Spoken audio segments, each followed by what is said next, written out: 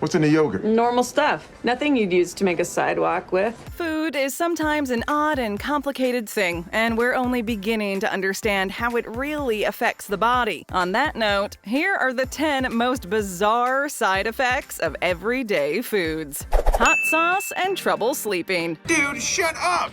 That is awesome sauce! Hot sauce can be defined as a condiment made from chili peppers, vinegar, spices, and salt, typically used to add flavor to food. But it can also be used as a standalone ingredient or condiment. Hot sauces come in many different flavors and consists of a wide range of ingredients, depending on the desired heat level and the flavor desired. Hot sauces can be bought in powder form or as a paste, and they can be used in a variety of ways, such as chutney, ketchup, soups, and marinades. If you're a big fan of spicy sauce, just be sure you don't consume it just before bed. Think about it. After eating Tabasco sauce or mustard with dinner, volunteers slept worse, according to research published in a trusted journal. Capsaicin is thought to disrupt sleep by raising body temperature throughout the first sleep cycle, so satisfy your spicy cravings at noon.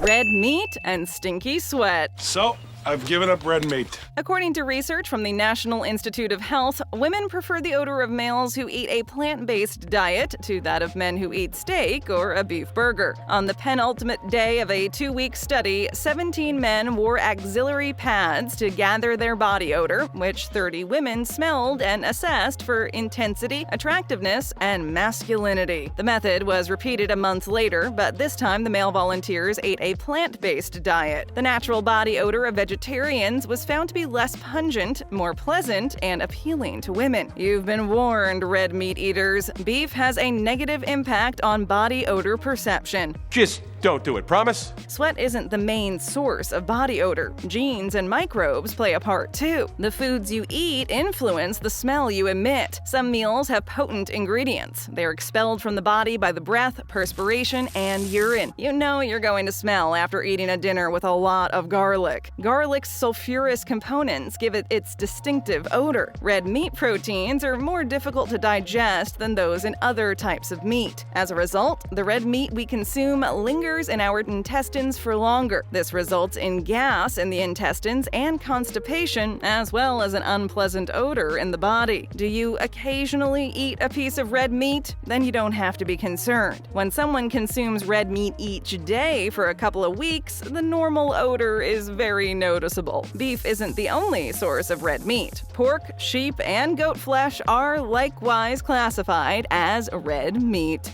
Carrots can change your skin color. Oh, look at you now, you're all yellow. Carrots are one of the most adaptable vegetable items on the market. Carrots are a great addition to any meal, whether they're diced in a salad, roasted in the oven, blended into a smoothie, or baked into a cake. Carrots, as healthy and tasty as they are, also demonstrate that too much of a positive thing can be harmful. And when we say harmful, we're talking about Oompa Loompa bad. The worst kind. Carrots may color your skin orange if you eat too many of them. Carotenemia is a medical illness that causes your skin to turn a cartoonish hue. The disease is usually innocuous, other than the surprise of seeing your skin turn a hilarious color. Carrots contain a lot of beta-carotene, a natural pigment that gives them their orange color. Excess beta-carotene enters the circulation and is stored under the skin when you eat too many carrots. Because everyone's metabolism is different, determining how many carrots is too much varies, but a good intake of beta-carotene is 6 to 8 milligrams per day. According to a prominent health site, you may need as much as 20 milligrams per day, or 3 big carrots, to develop carotenemia. While adults can become sick, babies and children are the ones who get sick the most. Because carotene can be expelled in perspiration, the color is frequently concentrated and noticeable on the palms of the hands, soles of the feet, or the nasolabial creases on the face. Grapes can reduce body fat. Dude, you have like 1% body fat. Now I'm at 1.8. I'm fat. Have you ever thought of eating grapes to lose weight? These fruits will fulfill your sweet craving while also assisting in calorie reduction and fat burning. Snack on them in between meals, scatter them over homemade sweets, or use them to flavor baked products. Grapes are a food powerhouse, strong in fiber, vitamins, and antioxidants, and therefore can aid in weight loss. Shut up and take my money. These naturally sweet fruits are high in vitamin C, vitamin K, potassium, and polyphenols. There are several types, each with a varied nutritional value. Flavonoids, flavanols, phenolic compounds, and anthocyanins are abundant in most grape varieties. These antioxidants aid in the prevention of oxidative stress and the maintenance of health. Muscadine grapes are used to produce wine, and the seeds and peel are normally discarded as trash. However, oil derived from these grape seeds can help people lose weight. Because it's high in mono and polyunsaturated fatty acids, the oil includes tocotrienol, an unsaturated form of vitamin E that can aid weight loss when consumed. The sight of meat can be calming to men. Calm down. I'm calm! This may seem far-fetched, but a study of males demonstrated precisely that. Male meat eaters around the world should give a collective sigh of relief after hearing this next study. Ah, very nice. A group of males was instructed by researchers to observe an actor reading his parts on stage. Every time he made a mistake, the guys were instructed to make as much noise as they could. They were given photographs at random in between, and it turned out that the persons who saw animal-based food delights were the calmest and produced the least amount of noise. It may be a strange phenomenon, but it seems that there is some truth behind this outrageous claim. So meat eaters can rejoice. The next time your significant other doesn't want to order a steak, you can always tell them that it's better that you eat some red meat, as your mood will be better overall. How's that for some uplifting science? Nutmeg can cause hallucinations. I think I'm hallucinating because pretty sure I just heard your biceps mocking me. The majority of us like to season our eggnog with a pinch of nutmeg. Did you know, however, that consuming too much of the spice, more than 2 tablespoons, can cause hallucinations and even death? Nutmeg is classified as a hallucinogen, or a substance that creates hallucinations. The hallucinations are thought to be caused by 2 major nutmeg components, myristicin and safrole, which are also found in unlawful manufactured narcotics. Pass. Yeah. When more than 2 teaspoons of myristicin are ingested, significant neurological reactions such as vomiting, headache, dizziness, and even memory problems might occur. Convulsions, unrestrained trembling of the body caused by the body's muscles quickly clenching and relaxing, can be triggered by consuming 0.2 ounces of nutmeg. It is possible to have hallucinations after consuming 0.3 ounces. In addition, ingesting a whole nutmeg can result in nutmeg psychosis, which can be lethal. Over the course of 11 years, Illinois poison control statistics revealed 32 cases of nutmeg poisoning. Nutmeg consumption has been linked to 2 fatalities, one in 1908 and the other in 2001. The first death occurred when an 8-year-old kid ate 14 grams of nutmeg. After consumption, the youngster slipped into a coma and died 24 hours later. The death of a 55-year-old lady was the subject of the second case. Myristicin was discovered via blood testing. Sugar-free chewing gum and diarrhea. Habibu is chewing gum.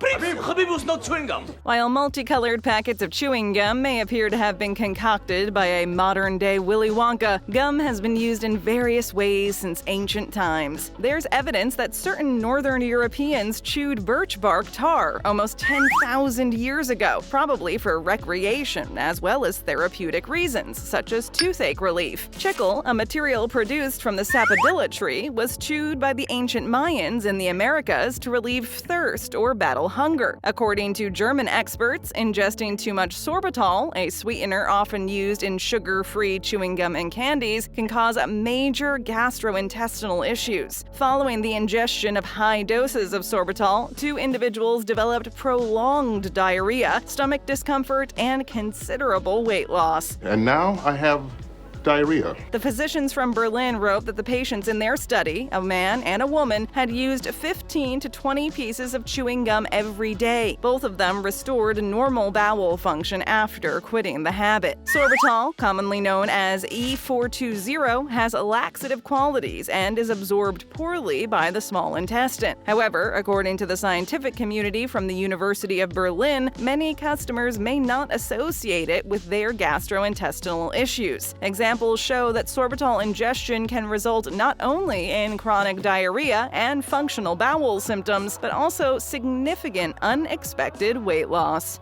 Margarine can make you angry. No! No! Margarine is a household staple with a surprisingly intriguing background. It's yellow, velvety, and so easy to mistake for the genuine thing that one business created its whole reputation around it. This well-known butter alternative covers a wide range of topics, from Emperor Napoleon III of France's initial support to state-issued color limits that force some manufacturers to color it pink. Dietary trans fatty acids, DTFAs, which are typically present in fast food, have been proven in certain studies to make people furious and irritable. How do you feel, Chuck? I went from happy to angry. Trans fats, which are also found in margarine, have been associated with high cholesterol and heart issues in the past, but they can also alter mood as well. As part of the study, scientists in the United States interviewed 945 people about their experience with DTFAs and aggression or irritability. People who ate a lot of heavy meals were more violent, according to the findings, which were adjusted for sex, age, education, and use of alcohol or tobacco products. One of the researchers spoke about the study, saying that they discovered that higher levels of trans fatty acids were connected with higher levels of aggressiveness. Asparagus and funny urine smell. Are you still enjoying your asparagus, sir? I was never enjoying it. The name asparagus has its origins in ancient Greek, where the term asparagos had two meanings in diverse texts, one of which is a reference to the edible shoots of stone sparage, or Asparagus acutifolius, in Homer's Iliad. Without the H, asparagos is a Greek word that signifies obscure origin. We've seen references to the Greek term referring to the budding edible shoots of any plant which grows up from the ground, but we can't confirm this. Asparagus is a popular springtime side dish, but it comes with the unwanted side effect of stinky pee for many of us. Ugh. Yeah. Ew. Ugh, gross, right, guys? Asparagus transforms my chamber pot into a flask of perfume, as French author Marcel Proust so eloquently phrased it in 1913. Don't be ashamed about the way your urine smells. It happens to a lot of people. And the cause behind it has been a source of debate among scientists for ages. It's time to understand what causes asparagus pee and how to prevent it. Asparagus pee is caused by a molecule called asparagusic acid, which can only be found in asparagus, as far as we know. The chemical creates various sulfurous byproducts when it is metabolized by your body. These byproducts are very volatile, which means they evaporate fast, allowing them to move swiftly from the urine to your nasal passages, which is why you can smell them right away. The stink of asparagus can be detected as early as 15 minutes after eating it. Scientists haven't been able to pinpoint which chemical causes the stink, or if it's a mix of many of them, but methane thiol is a leading contender due to its foul stench. Coffee and tea can help to cool down your body. Sweet tea, sweet blood, as they say. On a hot summer day, you're more likely to order an iced coffee rather than a hot cup of coffee. However, research found that consuming a warm drink on a hot day might really help you chill down. How is that even possible? I don't know. Nothing makes sense anymore. Drinking a hot beverage heats your body, but it also increases the rate at which you sweat, which can assist in cooling you down. The sweating reaction is thought to be triggered by thermosensors lining the neck and mouth, according to the research. Of course, perspiration must evaporate in order for you to feel cool, so drinking a hot beverage won't help much if you're wearing heavy clothing or live in a humid region. On a hot, dry day when you're wearing shorts and a t-shirt, though, hot coffee may be more refreshing than iced coffee. You've made it to the end, so why stop now? Here's another BabbleTop video for you to check out. Thanks for watching!